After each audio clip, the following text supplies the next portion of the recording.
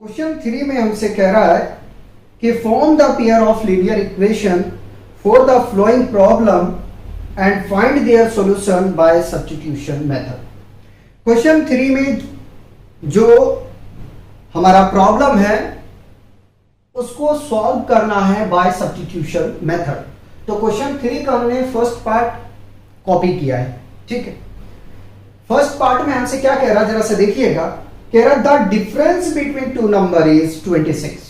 दो नंबर के बीच का जो डिफरेंस है वो कितना है, 26 है, ठीक है। And one number is 3 times the other, और जो वन नंबर है वो अनदर नंबर के 3 टाइम्स है। फाइंड देम, ठीक है। अब जरा सा समझने की कोशिश कीजिएगा क्या क्वेश्चन में क्या है। कह रहा the difference between two number is 26। इस तरह के क्वेश्चन बहुत अच्छे क्वेश्चन होते हैं, ठीक है। दो नंबर का जो डिफरेंस है वो कितना है, 26 है। एंड और one number is 3 times the other, और जो वन नंबर है वो अनदर नंबर के 3 गुनी है, ठीक है। तो फाइंड कर, ठीक है। आइए जरा सा देखें। देखिए सबसे पहले अपने पास में नंबर नहीं पता है तो क्या करना पड़ेगा कि नंबर को सबसे पहले हमें मानना चाहिए, ठीक है। मर्जी आपका फर्स्ट नंबर सेकंड नंबर करके कर सकते हैं, वन नंबर अनदर नंबर करके आप कंसीडरेशन कर सकते हैं, कोई प्रॉब्लम नहीं। सॉल्यूशन लिखते हैं और कंसीडर कर लेते हैं। Let the first number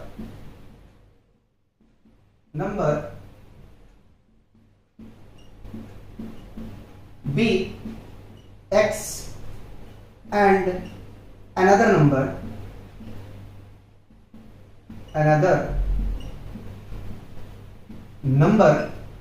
be y। हमने क्या मान लिया यहां कि फर्स्ट नंबर हमने मान लिया x है और अनदर नंबर y है, ठीक है। आप यहां चाहे तो लिख सकते हैं कि लेट द, ठीक है, one number is x, another number be y, ठीक है। तो ये कंसीडर आप कर सकते हैं, कोई प्रॉब्लम नहीं है। अकॉर्डिंग टू क्वेश्चन के हिसाब से, ठीक है, इस तरह के क्वेश्चन कैसे सॉल्व करना है वो हम स्टेप को आपको शो करके दिखाएंगे, उसी तरीके से आपको सॉल्व करना है, ठीक है। बाद में लैंग्वेज को अपने हिसाब से मॉडिफाई कर देंगे, कोई प्रॉब्लम नहीं है। क्या कह रहा है कि the difference between two number is 26। दो नंबर का डिफरेंस यानी कि x minus y is equal to 26, ये आपके पास में क्वेश्चन में हिंट्स किया गया, ठीक है। 3 टाइम्स द अदर नंबर, ठीक है। तो x is equal to 3 times of y, ठीक है। देखो इस तरह के जो क्वेश्चन होते हैं ना उसको बहुत अच्छी तरीके से क्या करना पड़ता है, पढ़ना पड़ता है, ठीक है। अगर आप ऐसा करते, देखो आप अगर ऐसा कर देते हो कि वन नंबर को 3 गुनी कर देते हो तो वो 9 टाइम्स हो जाएगा। तो या तो इसको आप डिवाइड में रख सकते हो या तो आप इसको मल्टीप्लाई में कर सकते हो, ठीक है। इसे हम इक्वेशन 2 मान लेते हैं। अब देखो बना बनाया आपको इक्वेशन मिल गया, आपको कुछ करना नहीं है तो डायरेक्ट लिखते हैं putting the value of x in equation 1, ठीक है। रख दो 1 में, तो 3y minus 2y is equal to 2y नहीं y है, y is equal to 26। Subtract करोगे तो यहां से 2y मिल जाएगा, is equal to 26। y is equal to 26।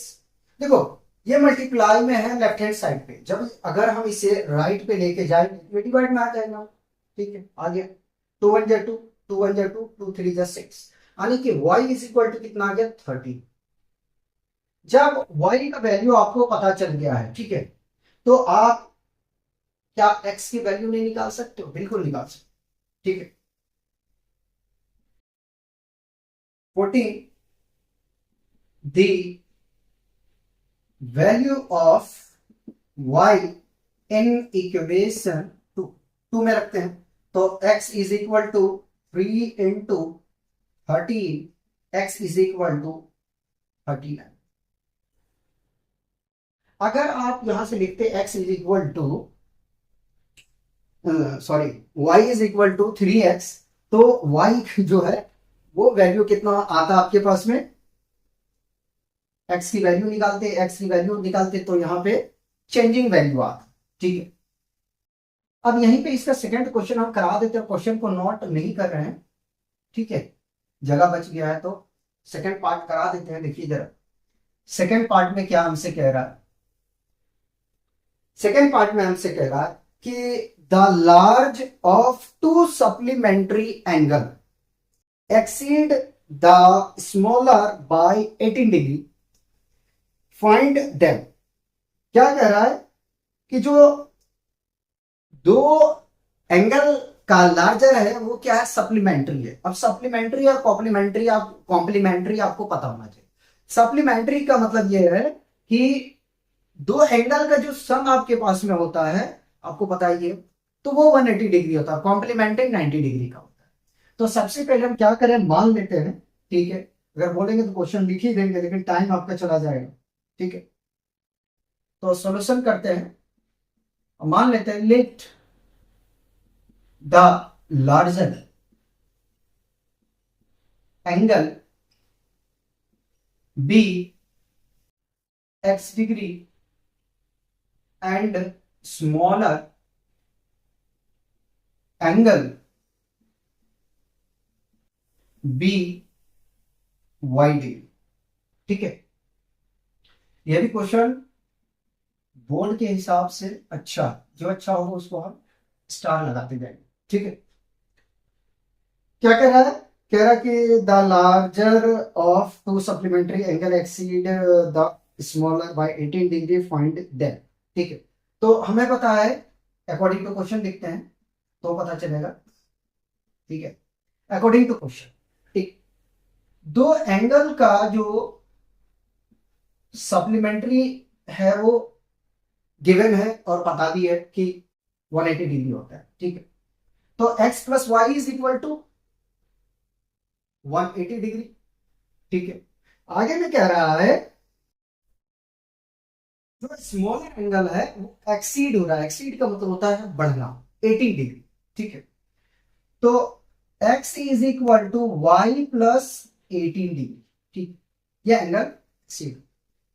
ठीक है, यहां पे भी देखिए इक्वेशन आपका बना हुआ है, कुछ भी आपको नहीं करना है, ये भी क्वेश्चन इजी है।